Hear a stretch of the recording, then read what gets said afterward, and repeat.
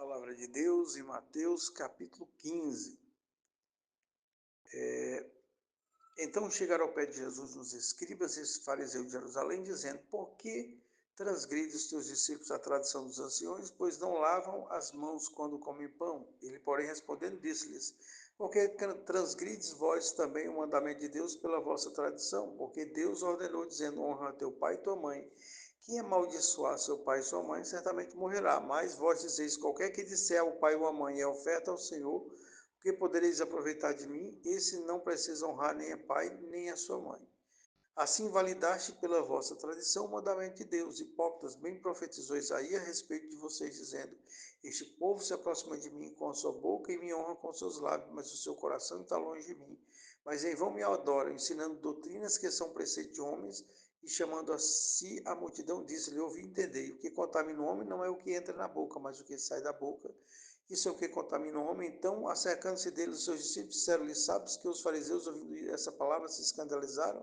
Eles, porém, respondendo, disse: Toda planta que meu Pai Celestial não plantou será arrancada. Deixai-os, são cegos, condutores de cegos. Ora, se um cego guia outro cego, antes cairão na cova. E Pedro pergunta: Explica-nos essa parábola. E Jesus, porém, disse: Até vós mesmos estáis sem entender, ainda não compreendeis que tudo que entra pela boca desce para o ventre e é lançado fora, mas o que sai da boca procede do coração. Isso contamina o homem. Porque do coração procedem os maus pensamentos, morte, adultério, fornicação, furtos, falsos testemunhos e blasfêmia. São essas coisas que contaminam o homem, mas comer sem lavar as mãos, isso não contamina o homem. Aqui acontece um embate muito grande e interessante entre Jesus e os escribas. E escribas era aquele grupo religioso que geralmente faziam cópias bíblicas e estudavam a Bíblia, cuidavam ali talvez da biblioteca, e eles vêm reclamar com Jesus porque não se guardava a tradição dos anciãos. E aqui Jesus vai ter um embate, vai falar que o que contamina o homem não é o que entra pela boca. Jesus não está falando de contaminação física. O fato de você lavar a mão, o fato de você ter cuidado com a limpeza do corpo é importante. Veja que existem ensinamentos para a limpeza no Velho Testamento. Então, Deus quer que a pessoa tenha um corpo limpo, ande com roupas limpas, ande bem perfumado. Isso é quase que um mandamento. Aqui Jesus está falando sobre a questão de pureza espiritual, não é de purificação do corpo. Um homem ou uma mulher que anda mal arrumado, que anda fedendo, não é agradável diante de Deus. Isso talvez seja sinal que sua vida espiritual não está muito bem. Mas aqui o que Jesus está questionando não é a questão física. Jesus sabe que tem bactérias, que tem fungos, que tem vírus. Jesus está falando que não existe uma contaminação espiritual nesse ato. Que o grande problema são as palavras, os pensamentos, as nossas ações, aquilo que nós externamos, seja por gestos, seja por palavras, seja por atitudes e até por emoções.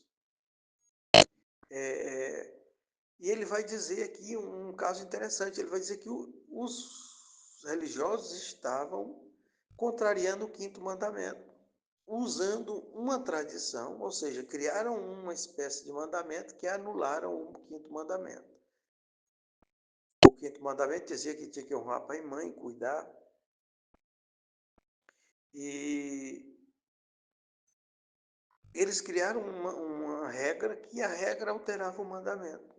Ou seja, você não precisava cumprir o quinto mandamento. O quinto mandamento, onde Deus mesmo fala e ele mesmo escreve nas tábuas. Ou seja, para você alterar um mandamento desse, tem que ter cuidado.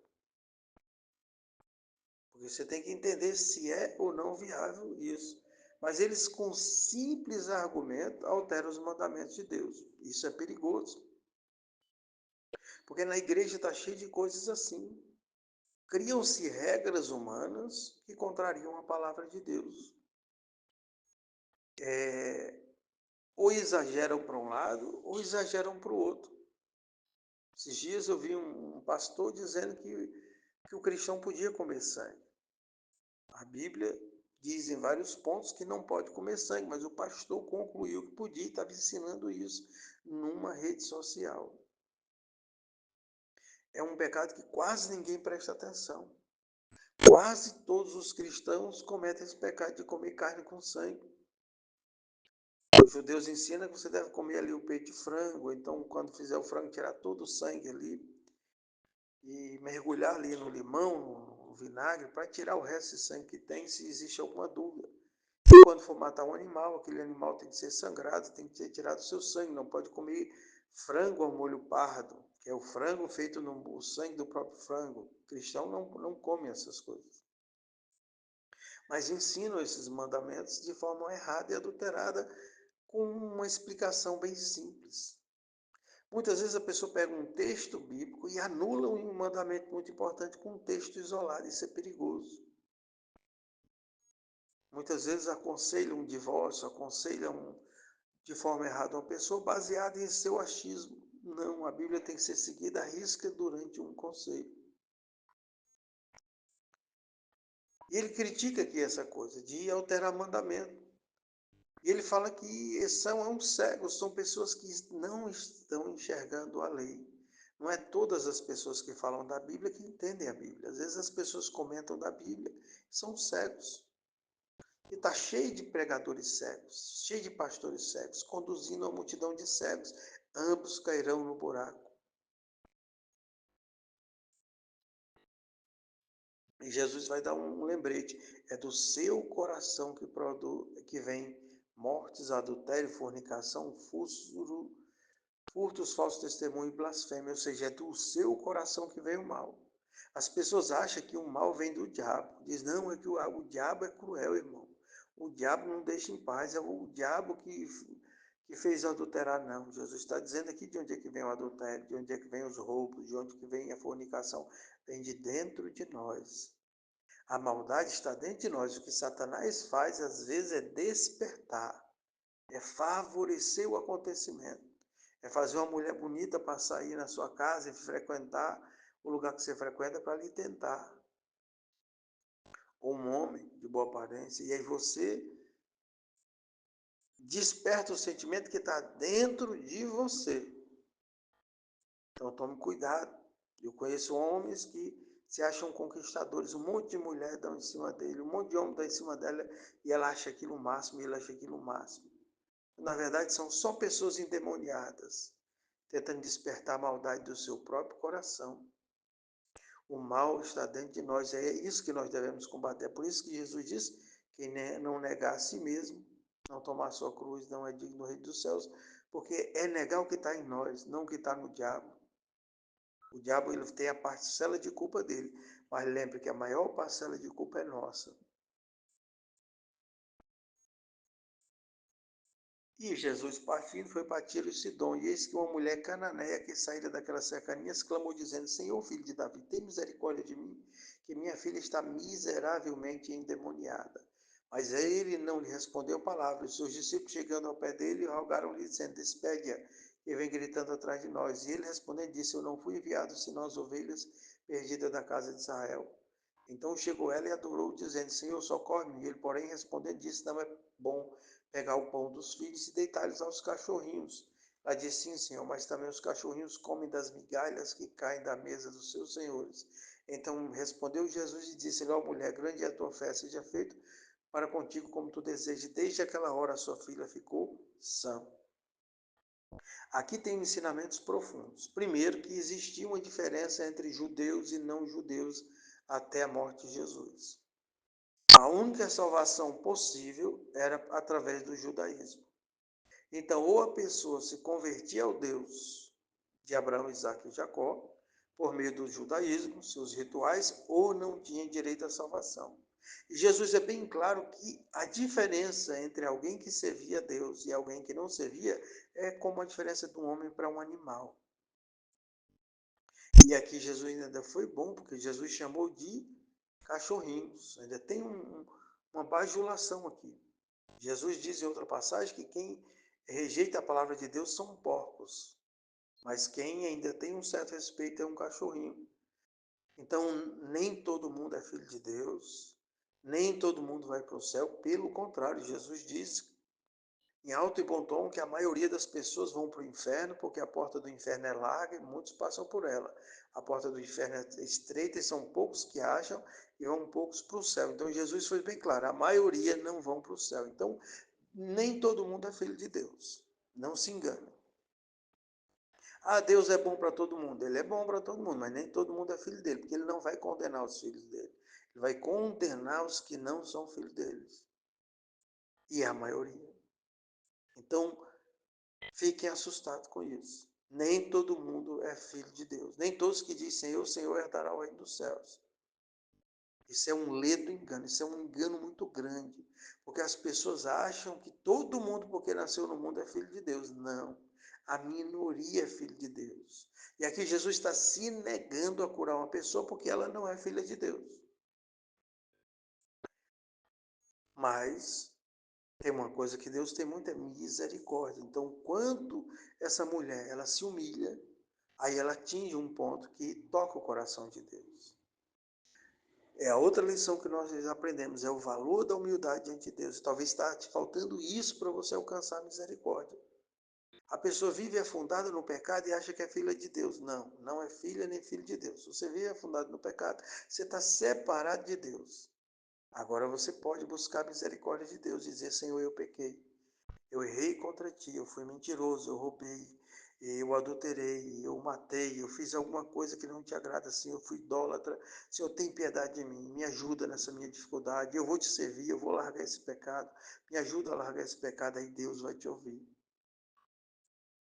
Após a morte de Jesus, a Bíblia diz que não existe mais judeus nem gregos, asiáticos, índios, não existe essa diferença, mas aos que se convertem, porque enquanto não se converte, continua a separação entre filhos de Deus e não filhos de Deus. A diferença é que agora qualquer um pode se tornar filho de Deus mediante a fé em Cristo e a obediência à palavra de Deus. Quando eu falo obediência à palavra de Deus, não é ela a causa, ela é a consequência. Quando a fé brota no coração do homem, Deus chama esse homem, essa fé faz ele obedecer a Deus. Se você vê alguma pessoa que não está obedecendo a Deus, você já pode concluir que não é filho de Deus. Ah, mas daí ela pode se reconciliar. Ah, quando ela se reconciliar, ela vai ser filha e filho de Deus. Se não reconciliar, não vai ser. Esse negócio de pode, de talvez, não funciona na Bíblia. Nem todo mundo é o filho pródigo que vai voltar para casa. A maioria não voltam para casa, infelizmente. Então, quando a pessoa se converte, aí não precisa mais seguir o judaísmo. Aí você pode ser judeu, pode ser grego, pode ser africano, pode ser brasileiro. Aí para Deus é a mesma pessoa, é a mesma coisa. Não existe diferença entre negros e brancos, altos e baixos, europeu e africano. Não existe diferença para Deus. Acreditou em Jesus é filho de Deus. Obedeceu a palavra de Deus, acreditou em Jesus, tem o Espírito Santo dentro do seu coração, confirmando, é o filho de Deus. Agora, se não crê, não é filho de Deus. Não pensem que porque a pessoa é pobre, ela é filha de Deus, porque ela sofre, ela é filha de Deus, porque ela tem uma história triste, ela é filha de Deus. Não, ela é uma pessoa pobre, triste, que sofre e que não é filha de Deus, se não obedece a Deus, e que vai para o inferno se não obedecer a Deus. Não pense que tristeza salva ninguém. Quem salva é a fé em Cristo, a obediência à palavra de Deus pela fé. A fé que é dom gratuito, é dom gratuito de Deus. Então existe um grande engano. Ah, é um filhinho de Deus. Deus é bom, Deus é pai. Deus é pai dos seus filhos. Porque ele vai lançar no inferno todos que não são seus filhos, são a maioria. Ele não ia lançar seus filhos. Aqueles que se convertem, que obedecem a sua palavra. Então, cuide de obedecer a palavra de Deus. Cuide de ler a Bíblia, de procurar uma igreja e de obedecer a palavra de Deus, que não são todos filhos de Deus. Existe uma diferença até na oração de quem é filho de Deus e quem não é. Existe uma diferença até na quantidade de cura. Aqui Deus cura uma cananeia, a mulher de um centurião, um filho de um centurião, e é pouquíssimas pessoas que a Bíblia vai curar, né, no período de Jesus, de quem não é filho de Deus. Agora, quando Jesus morre, aí Deus começa a curar todas as pessoas que se convertem, mesmo não sendo judeus. A morte de Jesus deu o direito de toda a humanidade ser considerada igual. mas não são todos que vão ser considerados igual. Continua a diferença entre quem serve a Deus e quem não serve. Quando você vai orar a Deus, existe uma diferença se você é filho de Deus e se você não é filho de Deus. As chances de um filho de Deus ser atendido é de 100%. A chance de alguém ser atendido que não é filho de Deus, talvez 1 em 1 milhão. Esse é o grande problema. Agora, chuva ele manda para todo mundo, ele manda alimento para todo mundo, ele manda o nível de equilíbrio financeiro e saúde, porque senão a humanidade estaria em caos, ia prejudicar até os filhos de Deus. Imagine, se a maioria das pessoas passasse fome, ia assaltar os filhos de Deus. Então, na verdade, a misericórdia de Deus cobre toda a humanidade por causa dos justos. Mas nem todo mundo é justo, nem todo mundo é filho de Deus. Isso é um engano que as pessoas ensinam. Ah, Deus é bom para todo mundo. Não. E filho de Deus é aquele que se converte. Você assume que é pecador, reconhece o seu pecado, se volta para Deus, pede perdão, e aí você, arrependido, é perdoado e se torna um filho de Deus pela fé em Jesus.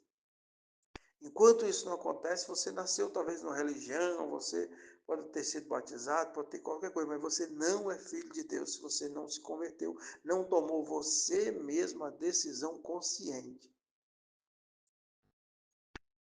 E ele vai e cura a mulher. E agora outra coisa importante que tem nesse texto é a palavra terrivelmente endemoniado, porque provavelmente era uma criança, um adolescente.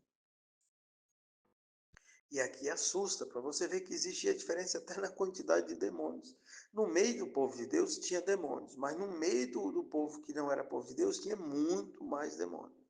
Você vê que o endemoniado gadareno, Gerazeno, ele estava de um lado não judeu, e ele estava possesso por legiões de demônios, 2.000, 3.000, 5.000 demônios.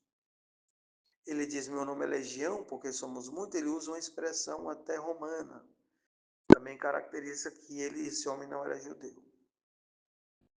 E essa mulher cananeia, mais um caso que nós temos, um caso de uma mulher com uma criança terrivelmente endemoniada. Mas tinha no meio dos judeus também? Tinha também. Então, acende um alerta para os pais hoje.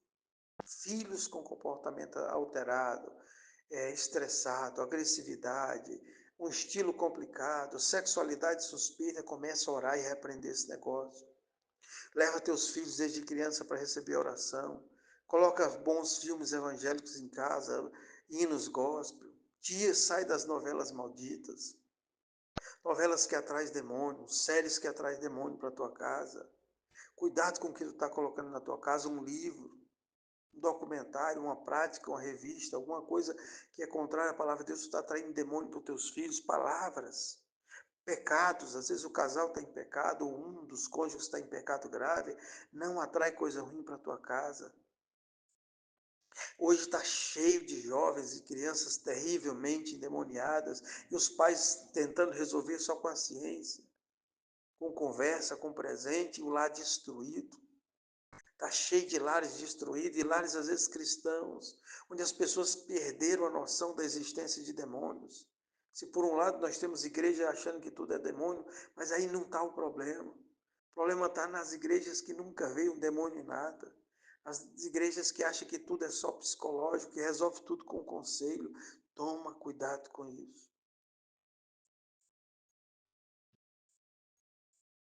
A mulher mostrou humildade, Jesus curou. Partiu Jesus dali, verso 29, chegou ao pé do mar da Galiléia e subiu ao monte e assentou-se lá.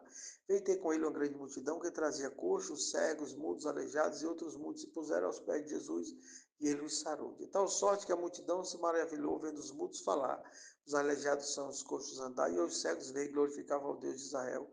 Jesus chamou nos seus discípulos e disse, tenho compaixão da multidão, porque já muito comigo há 3 dias, não tenho o que comer, não quero despedi-la em jejum, para que não desfaleça no caminho.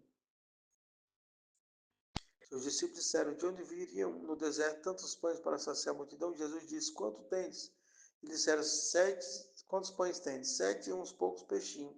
Mandou a multidão se assentasse no chão. E tomando os 7 pães e os peixes, Dando graça, partiu e deu aos seus discípulos. Os discípulos da multidão, todos comeram e saciaram. Levantaram do que sobejou 7 cestos cheios de pedaços. Ora, o que tinha comido era 4.000 homens, além de mulheres e crianças. E tendo despedido a multidão, entrou no barco e dirigiu-se ao reino de Magdá. Então, Jesus se aproxima da multidão e começa a curar. Engraçado que aonde Jesus ia, tinha cura, tinha libertação, aleijado andava, cego via, surdos ouviam. Jesus expulsava demônios, ou seja, onde ia Jesus, ia o poder de Deus operando milagres. E não pode parar essas coisas. Essas coisas não podem parar. Nós vivemos um momento muito difícil na teologia do mundo, porque tem uns que negam os milagres de Jesus, outros exageram, mas como sempre diz, os que exageram estão mais próximos da verdade. Você não pode fazer do evangelho um lugar de busca de favores. Porque o objetivo do evangelho não é só curar as pessoas, não é libertar demônios, é salvar a alma e levar para o céu. Então precisa-se de doutrina mais do que de cura. Mas Jesus chega num mundo cheio de pecado e cheio de doenças. Veja, se o povo judeu, que era o povo escolhido de Deus, que era o povo que tinha lei, que era o povo que lia a Bíblia, que era o povo que obedecia a maioria dos mandamentos, estava nessas condições de pecado, você imagine um povo que não tem a palavra de Deus. Nós vemos nações, cidades, bairros, vilas afundadas no pecado. Idolatria que domina a nossa nação, por exemplo. Prostituição, drogas, liberdades sexuais, um monte de coisa. Você tem que entender que isso são sinais de que é preciso entrar com o poder de Deus para libertar essas pessoas. As pessoas estão ficando amigas do Evangelho, mas não querem saber do Evangelho. Vão na igreja e o pastor canta uma musiquinha, irmão, seja bem-vindo, sua presença é um prazer, e bate palmas, ou então diz aqui em coro, seja bem-vindo no nome de Jesus. A pessoa fica toda com o ego afagado, às vezes até volta, e diz, eu gosto da Bíblia, eu gosto de toda a religião, eu não, para mim Deus é a mesma coisa, Deus é tudo igual, o que importa é servir a Deus. E pronto, e os pastores e pregadores entraram nessa onda. E aí tornaram a igreja semelhante ao mundo. Para as pessoas não existe diferença. Tem que haver diferença. Jesus acabou de dizer, é filhos e cachorrinhos. Não é que você vai sair chamando as pessoas de cachorrinho. É que Jesus colocou um padrão de comparação muito alto. Não pode ser, não existe amigo do evangelho. Amigo do evangelho é quem anda no evangelho, é quem obedece a Deus, meu irmão. Quem frequenta a igreja não é amigo de evangelho, coisa nenhuma. Pode ser até alguém que tem um respeito por Deus, isso é bom. Existem até pessoas que não são crentes e ajudam igrejas financeiramente, têm um certo temor a Deus, isso é bom, mas não vão para o céu por causa disso. Primeira coisa que você tem que fazer é pregar o evangelho genuíno, ensinar a Bíblia às pessoas. Nós estamos fazendo agora o primeiro contato com a Bíblia. A pessoa, através do texto, uma explicação simples, vai tendo um primeiro contato. Aí ela vai ler mais. Aí ela vai ouvir outros pregadores, ela vai fazer curso e vai aprofundar. Vai reconhecer os seus pecados e vai entender a sua culpa e aí vai alcançar a salvação. Mas claro que tem que ter libertação, tem que ter cura. Até porque tem situações que você tem que entrar primeiro com oração, expulsar os demônios para que a pessoa possa respirar. Não adiantava pregar o evangelho para o endemoniado de Gerazenda, era capaz de apanhar dele. Então, nesse caso, você entra primeiro com a oração, expulsa primeiro o demônio. Por isso que todo culto deve começar com oração, e era para que todo culto, a primeira oração, ela fosse meio que uma oração de exorcismo. A gente acha feio as igrejas aí neopentecostais expulsando demônio, feio é ficar com demônio. Feio é passar anos na igreja tomando santa ceia demoniada. Muitos problemas das igrejas hoje, que o pastor tem que aconselhar casais, aconselhar jovens, são demônios, que não são expulsos, e aí ficam aconselhando demônios. Tem demônios rindo de pastores e de pregadores, acordem. Primeira coisa que se faz num conselho é orar e repreende o mal. Se o demônio não se manifestar, você aconselha. Se o demônio se manifestar, você expulsa e vai doutrinar a pessoa. Vai colocar pessoas no cargo sem essa unção. Muitas vezes estão pessoas endemoniadas indo para um cargo dentro de igreja, porque o pastor não tem entendimento, não ora, acha que todo mundo é bom, todo mundo que se destaca ali em alguma coisa já é digno de um cargo. Não, meu irmão.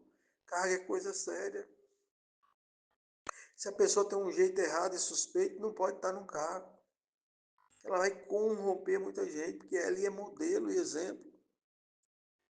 Mas o Evangelho é poder de Deus. Eu louvo a Deus que Jesus tem compaixão para curar, para libertar, para salvar, para purificar. E esse é o verdadeiro Evangelho. Onde tem o Espírito de Deus, tem libertação. Uma igreja que nunca tem cura, que nunca tem expulsão do demônio, que nunca tem nada, e ninguém prospera, também não tem o Espírito de Deus. Estamos falando de prosperidade, não é todo mundo ficar rico e achando que vai negociar com Deus, não. Isso aí é pecado. Mas na presença de Deus tem abundância de alegria e fartura de todas as coisas. Então, esses são os ensinamentos de Mateus capítulo 15. E Jesus aqui mais uma vez faz outra multiplicação de pães. E as pessoas dizem, Jesus era pobre. Jesus nunca foi pobre, meu irmão. Jesus era rico. Era o homem mais rico que tinha no planeta Terra, era Jesus. Agora, ele vivia de forma simples. Por que ele vivia de forma simples? Porque ele não precisava ter US$ 1 milhão na conta. Ele tinha a palavra na sua boca, que podia criar tudo o que ele precisasse. Olha o que ele fez aqui com um pouquinho de pães e peixe. Alimentou 4.000 homens. Esse homem era rico. Se ele quisesse, ele multiplicava tanto pão aqui, que ele ia ser o maior produtor de pão do Império Romano. Ele podia pegar um peixe e ser o maior fornecedor de peixe do Império Romano. Mas não era esse o objetivo dele. Ele ia botando as coisas de acordo com o que ele precisava, até para instruir os discípulos a terem fé, porque sair numa caminhada de evangelismo, ela tinha que ter fé. A fé vai trazendo aquilo que você precisa. Quando você tem fé, você nem precisa de muito dinheiro. Você, no dia do aluguel aparece o dinheiro do aluguel, no dia do pagamento aparece o dinheiro das compras, no dia do desemprego aparece o dinheiro. Deus vai treinando você. Mas ele pode abençoar financeiramente uma pessoa grandemente e já deixar aquela pessoa como coluna da igreja. E as pessoas são abençoadas financeiramente, aí acha que são abençoadas só para elas. Não, meu irmão. Se você é cristão e você foi abençoado financeiramente, saiba que você já foi escolhido de Deus para poder ser coluna da obra de Deus. Você vai financiar evangelista, doação de Bíblias, construção de igrejas. Coloque isso na sua meta, que um dia você vai prestar conta do seu dinheiro. E você vai dizer, o que você fez com o seu dinheiro? Você vai dizer, eu troquei de carro todo ano. Eu comprei casa nova, eu viajei, eu até pequei de vez em quando. Você vai para o inferno com esse dinheiro. Você prestará conta do seu talento. E o seu talento talvez seja o dinheiro. Talvez seja o evangelizar, o orar. Mas todo mundo tem alguma obrigação financeira na igreja. E Jesus aqui multiplicou. Mais uma vez você se sinta seguro. Se as coisas estão difíceis aí, tão pouquinhas, Jesus pode multiplicar. Teu dinheiro, teu alimento, a tua saúde, a tua paz, a tua alegria, a tua força para vencer esse vício, esse problema, a tua paciência. Jesus pode multiplicar o que Ele quiser. Não existe limites para esse poder. Então, teus problemas só dependem da palavra de Deus e da fé. Então, essa palavra e essas palavras que você está ouvindo vai despertar a tua fé e daqui a pouco tu vai ver que vai sumir. Toda vez que um problema meu foi resolvido, teve a palavra de Deus envolvida e é sempre assim. A gente acha que é a oração que liberta. A oração você faz o pedido, mas quem liberta é a palavra de Deus. Toda vez eu orei por uma causa, orei, mas teve que vir primeiro uma palavra para criar a solução. E essa palavra vai criar muitas soluções aí. Por isso você tem que espalhar ela. E você já é portador da palavra, você já espalha. São esses os ensinamentos de hoje. Receba a palavra e confia. Deus multiplicará na tua vida. No nome de Jesus, amém, amém.